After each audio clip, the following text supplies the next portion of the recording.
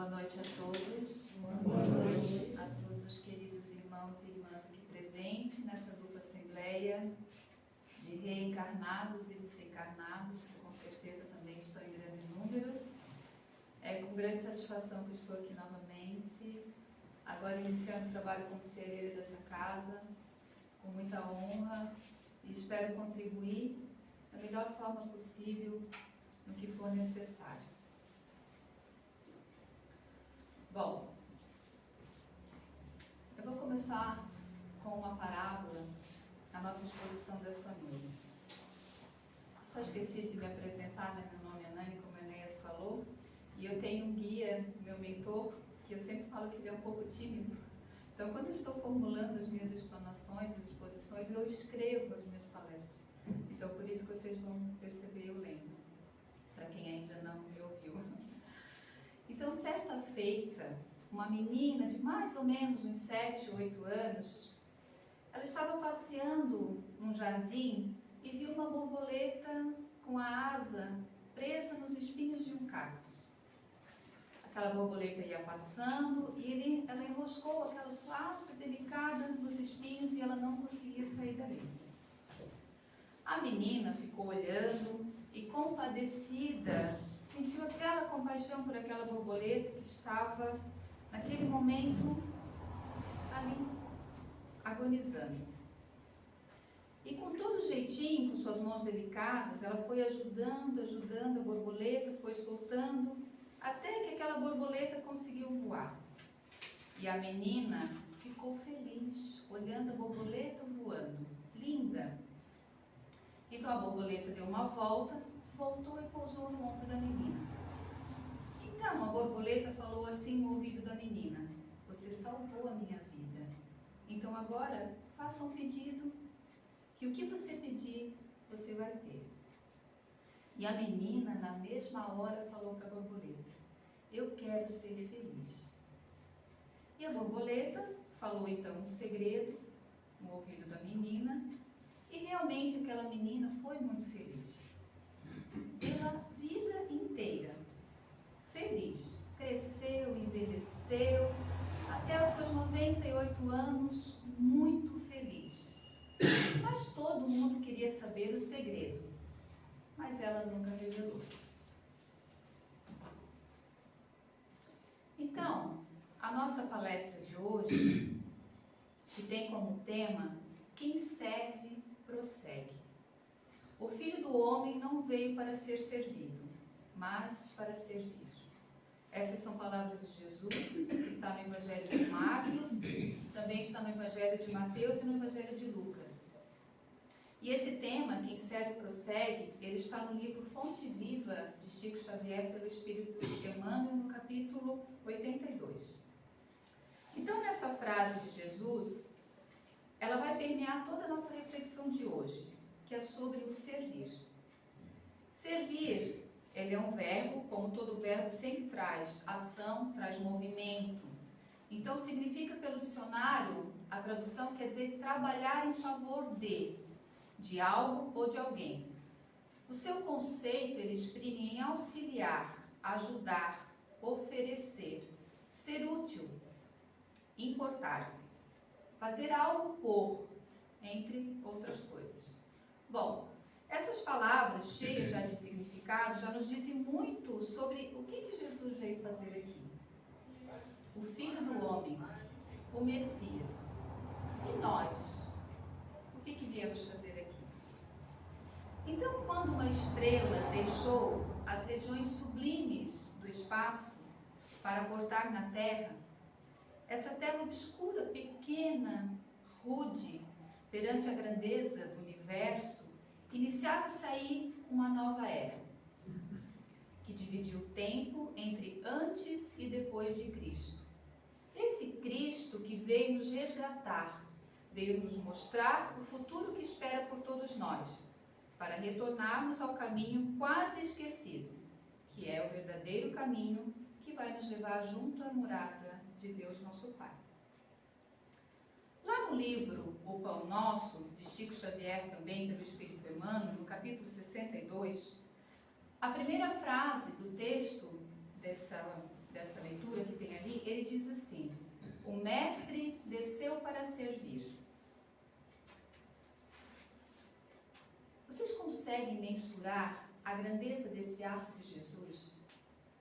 Descer dessas regiões tão sublimes, reduzir-se muito e muito e muito para caber numa forma humana, rude ainda, para servir. Isso é muito grandioso. Então, não sei se a gente ainda consegue, nesse estágio que a gente está, mensurar o que foi que Jesus fez. Nós, às vezes, para sair da cama, já é um trabalho. Imagina descer dessas regiões sublimes para servir. Jesus não desceu ao mundo senão para servir. E quando aqui esteve encarnado, nos serviu como seu exemplo, com a sua didática, com a sua sabedoria, com o seu evangelho, que é esse divino banquete da Boa Nova, que é o alimento indispensável para trilhar, suportar esse caminho doloroso, mas glorioso, que nos levará à perfeição. É o alimento que nos animará, dando a sustentação para um dia sermos igual a Ele, porque nós vamos ser um dia também perfeitos. E principalmente, Jesus nos serviu com o seu amor. Em todas as situações, Jesus serviu. E isso traz o ensinamento de máxima importância, que é um dos pilares principais do Evangelho, que é, na verdade, o sentido de servir. Por isso, todos nós que somos aqui estudantes do Evangelho, nós devemos dar, sim, a devida importância para essa palavra, porque ela é fundamental para a nossa evolução. Alguém aqui gosta de trabalhar? Gostamos, né? É bom. Mas será que a gente trabalha como um propósito de vida ou um trajeto de vida? Porque a gente tem essa na nossa cabeça que o trabalho é um trajeto. A gente sai da nossa casa, a gente vai trabalhar. Isso é um trajeto, né? Mas qual é o propósito desse trabalho, né? Para a gente fazer esse caminho. Será que ele é só um trajeto ou ele tem um propósito? É isso que a gente precisa analisar. Então, voltando ao início do nosso tema, o Filho do Homem não veio para ser servido, mas para servir. Jesus disse essa frase num episódio muito interessante, entre tantas outras vezes na qual ele se referiu ao servir. Foi quando João e Tiago Maior pediram a Jesus que, quando ele estivesse na sua glória, os colocassem um à sua direita e um à sua esquerda. E Jesus lhe disse: não sabeis o que estás pedindo.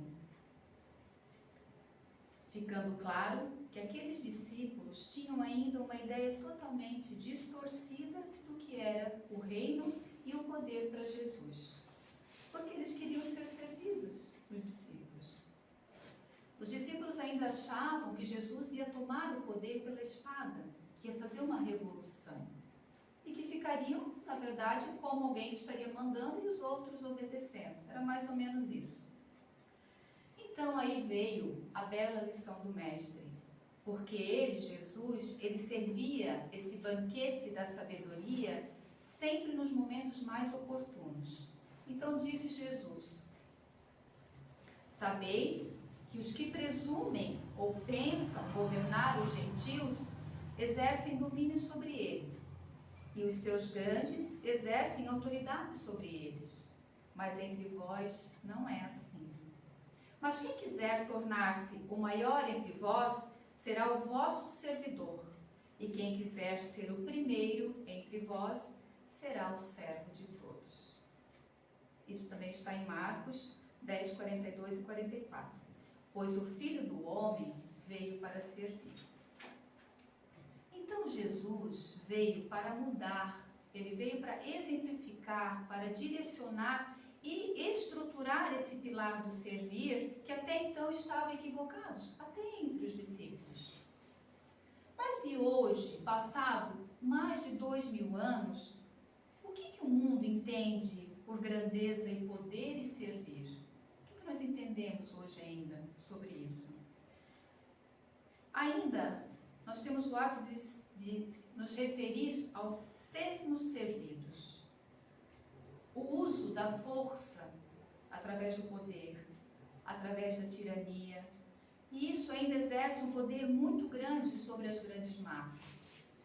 Porque a nossa mentalidade, talvez não a nossa que estamos nesse banquete do Evangelho, mas a grande massa ainda tem essa visão equivocada sobre servir, sobre o poder.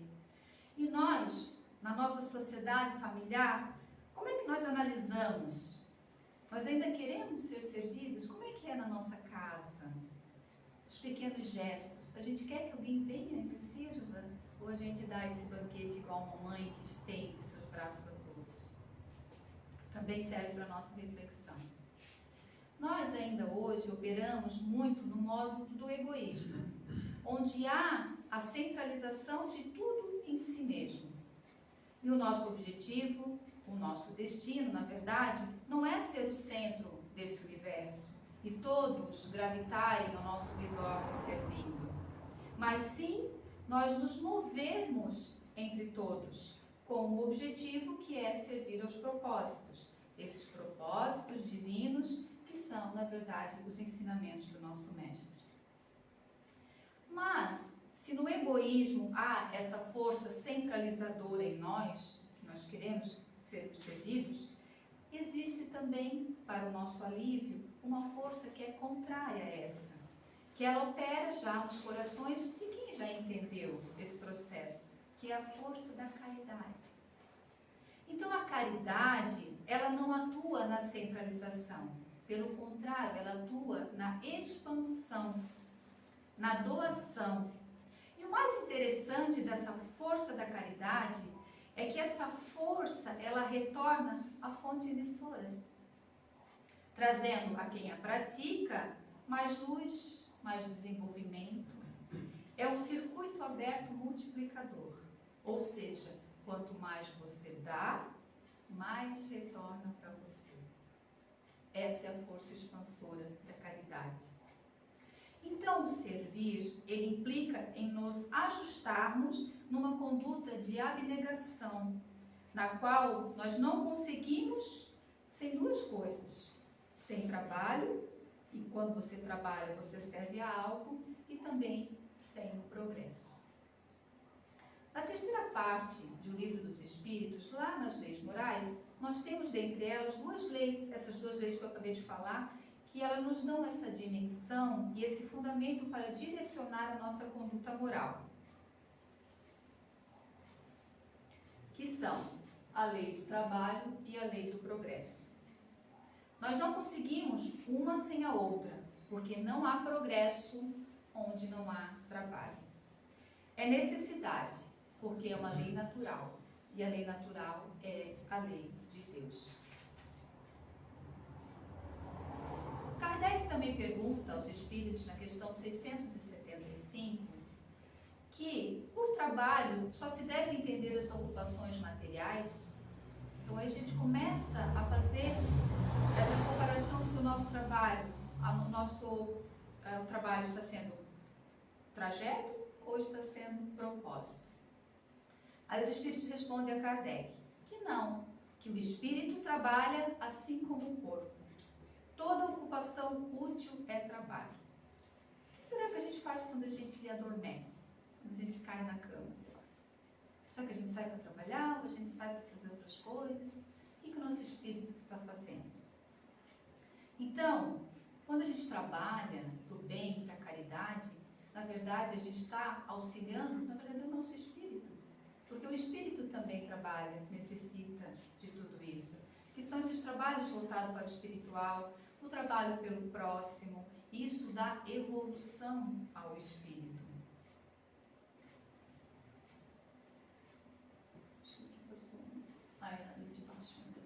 Ainda na questão 770, na outra questão 779, Kardec ainda continua questionando se a força para esse progredir, ela áurea o homem em si mesmo, ou o progresso é apenas um fruto de um ensinamento. Será que a gente aprende isso sozinho ou é ensinado isso a nós?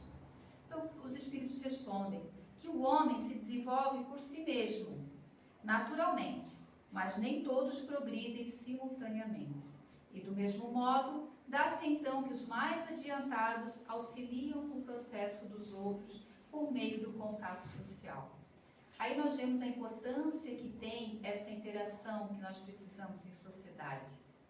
Porque a convivência, ela é uma escola bendita. Jesus era muito sociável. Jesus conversava desde o mendigo até os doutores. Ele era muito sociável. Então, assim, quando nós convivemos saudavelmente nessa sociedade, essa sociedade é uma escola bendita para a gente. Então, nós necessitamos disso. Então, nós precisamos trabalhar, porque quem trabalha, serve. Então, nós precisamos que esse serviço seja também de ações edificantes no nosso cotidiano. Esse trabalho servindo a alguém ou a algo faz, então, a gente progredir. Mas será que nós servimos pouco ou nós servimos o suficiente? A nossa conduta, ela está centralizadora ou ela está expansora? Nós operamos no modo egoísmo ou no modo caridade? Ou ainda estamos nesse meio termo? Que são questões para a gente analisar. Então eu vou ler agora o texto na íntegra que Emmanuel traz sobre o nosso tema da palestra. Então ele diz assim: quem serve, prossegue. A natureza, em toda parte, é um laboratório divino que elege o espírito de serviço por processo normal de evolução. Os olhos atilados observam a cooperação e o auxílio nas mais comezinhas manifestações dos reinos inferiores. Então, quando a gente observa o inseto mais pequenininho, todos estão trabalhando em harmonia. A cova serve a semente enriquecerá o homem. O vento ajuda as flores, permutando-lhes os princípios da vida. As flores produzirão frutos abençoados. Os rios confiam-se ao mar. O mar faz a nuvem fecundante, que nos traz a chuva. Tudo é um ciclo de servir um ao outro na natureza. Por manter a vida humana no estágio em que se encontra, milhares de animais morrem na terra de hora em hora, dando carne em benefício aos homens e a eles próprios. Aqui tem as imagens, né, dos bichinhos trabalhando. Infere-se semelhante luta que o serviço é o preço da caminhada libertadora e santificante. Alguém aqui já viu a natureza parar? Ela não para. É dia, noite, ela não para de trabalhar, nunca. A pessoa que se habitua a ser invariavelmente servida em todas as situações não sabe agir sozinha, em situação alguma. Já a criatura que serve, pelo prazer de ser útil, ela progride sempre e encontra 1000 recursos dentro de si mesma, na solução de todos os seus problemas. A primeira, quem é servido, ela cristaliza-se. Já a segunda, que serve, ela desenvolve-se. Então, quem reclama excessivamente dos outros por não estimar a movimentação própria na satisfação das suas necessidades comuns, acaba por escravizar-se aos servidores, estragando o dia quando não encontra. Quem já não viu uma cena dessas, às vezes a gente vê, né? Daquelas pessoas que dão um piti, dão aquele escândalo, porque não foram servidas, porque não me trouxeram isso, porque não me deram isso naquele momento. Então elas não sabem se virar sozinhas. Quem aprende a servir, contudo, sabe reduzir todos os embaraços da senda, descobrindo trilhos novos. Aprendiz do Evangelho, que não improvisa a alegria de auxiliar os semelhantes, permanece muito longe do verdadeiro discipulado, porquanto o companheiro fiel da Boa Nova está informado, ou seja, nós já sabemos de que Jesus veio para servir, e desvela-se em benefício de todos até o fim da luta. Então esse é um puxão de orelha do Emmanuel, que traz no livro Fonte Viva para todos nós na questão do servir. Então ele continua, finalizando a parte do texto dele: se Se há mais alegria em dar que em receber, há mais felicidade em servir do que em ser servido. Quem serve, prossegue. Viktor Frankl, acho que todos já ouviram falar, né, que ele sobreviveu ao Holocausto e trouxe muitos ensinamentos para nós. Ele fez, na verdade, da vivência que ele teve no Holocausto um propósito de vida. Assim como também compartilha disso que eu vou falar com vocês, Carl Gustav Jung, que também é muito conhecido no meio espírita através de Joana de Ângeles, ele nos diz duas coisas sobre a felicidade. Ele nos diz que a felicidade tem dois pressupostos, ou seja, tem duas coisas para que a felicidade nos habite e aconteça em nós. Uma delas, ele diz que é a dedicação a uma causa maior que a própria pessoa, ou seja, dedicar-se a algo que seja maior do que eu, maior do que o meu umbigo, ou seja, maior, né, do que o meu ego. Maior que as minhas preocupações egocêntricas do dia a dia. E a outra causa que ele dá para que a gente alcance a felicidade é a abertura ou entregar-se a um outro ser, um ser superior, por amor, render-se, entregar-se ao amor e por amor. Isso é servir. Servir a algo, a uma causa, a alguém, de forma nobre, bondosa, caridosa, despretensiosa. A felicidade é o amor, e o amor nos leva à felicidade. Então, como falou Emmanuel, há mais felicidade em servir do que em ser servido. Bezerra de Menezes também nos fala: quem serve, progredirás. Porque para quem acha que não, mas no plano espiritual também se trabalha muito. E muito, e muito, e muito. Quanto mais elevado é o espírito, mais ele serve. Não é, seu Altamiro? Com certeza. Então, olha Jesus. Jesus serviu pouco e olha quão elevado Jesus é. Mas quando nós ouvimos, falamos ou escutamos sobre a prática do servir, é comum nós pensarmos: mas eu não sei fazer nada. Por onde é que eu vou começar a servir? Ou então nós estigmatizamos modelos como Chico Xavier, como Madre Teresa, como Paulo de Tarso, até mesmo Jesus, e nós tendenciamos a nos comparar e fatalmente a esmorecer. Por quê? Porque nós sentimos muito pequenos perto deles. Aparentemente isso é algo inatingível para nós. Mas nós esquecemos que toda prática começa sempre nas pequenas coisas, nos pequenos gestos, naquela mudança que vem de dentro para fora e vai crescendo, e vai crescendo, e vai crescendo.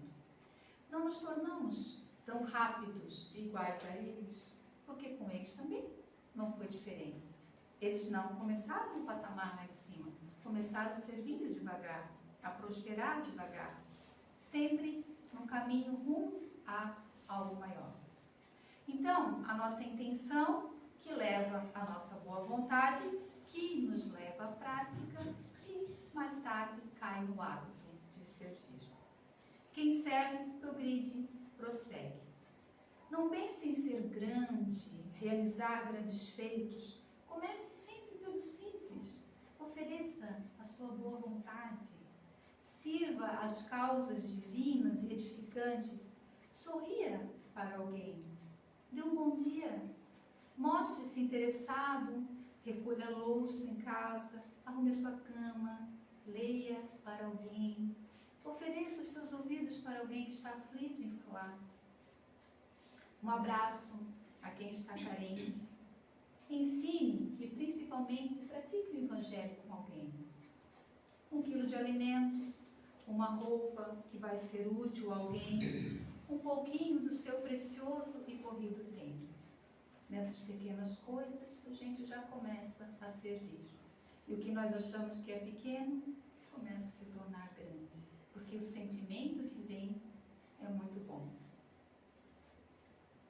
Alguém aqui ainda está pensando no segredo da borboleta, lá no começo? Vou contar uma coisa para vocês. Nós tivemos acesso a esse segredo que a borboleta falou no ouvido da criança. Ele não foi contado, mas a gente soube por outras vias. Se vocês querem saber, eu vou contar. A borboleta, quando soube que o grande desejo da menina era ser feliz, sussurrou no ouvido dela assim: tem muita gente que precisa da sua ajuda. E a menina então foi servir soltando as asas de outras borboletas a vida inteira. Ajudou muita gente. Então, parábolas e histórias à parte, nós sabemos que isso é um segredo da felicidade. Felicidade que a gente experimenta quando se sente útil a alguém, na vida de alguém. Certamente não tem comparação com outros níveis de felicidade que nós já experimentamos, porque essa felicidade de ajudar, a felicidade da caridade, ela é transcendente. Tem gente que precisa da sua ajuda. Olha o que a borboleta falou para a menina. Isso é servir. Jesus era feliz? O que vocês acham? Ele veio para servir. E ele foi feliz servindo. E a felicidade não está na chegada. Ela está na jornada. Ela está no processo que você vai desenvolvendo ali quando serve. Quando eu estou aqui, dispondo um pouco do meu tempo, esses minutinhos, para trazer algo para expor, para quem veio ouvir, trazer esse tema, servir essas palavras de Jesus, a minha jornada toda, ela foi pesquisar, foi ler, foi aprender, foi imaginar se o que eu estava ali dispondo a oferecer ia ser útil para alguém. Então, eu também me beneficiei disso. Talvez muito mais do que vocês aqui, porque a minha jornada foi muito bonita. Então, esse processo que a gente faz quando auxilia é o que nos dá essa sensação boa. Porque a chegada, no caso agora que eu estou explanando para vocês, é só a reflexão de toda a jornada que eu passei. Quando a gente vai fazer algo beneficente, por exemplo, ajudar alguém com um café, por exemplo, um café colonial ou uma janta, alguma coisa assim, quando você está preparando aqueles alimentos, quando você está botando amor naquilo ali, imaginando quantas pessoas vão ficar felizes com aquilo ali, essa é a jornada. É ali que nós absorvemos toda aquela energia boa da caridade. A hora que eles vão comer é a reflexão de tudo aquilo ali. Então pensamos nesse trajeto da jornada. Quando você estiver pensando em fazer alguma coisa boa, preste atenção na sua jornada, para ver como ela é bonita. Então, a gente aprende fazendo. Como disse Paulo de Tarso na carta aos Romanos, cada um dará conta a si mesmo, a Deus, de si mesmo a Deus. Então, cada um sabe o que está fazendo, né? Então, não espere ser servido. Vá lá você e sirva. Desempenhe esse seu plano reencarnatório com satisfação e suas contas com Deus vão se ajustando dia após dia. Servir com humildade. Eis o grande ensinamento do nosso Mestre. Alguém perfeito, divino como Jesus, lavou os pés dos seus discípulos, mostrando servir com humildade. A grandeza está no sentido desse exemplo. Não peça então que Jesus te sirva. Vá lá você e sirva Jesus, e Ele te servirá. É assim que acontece. Então, meus queridos, abra o seu coração para o amor, porque muitos aguardam o seu colo.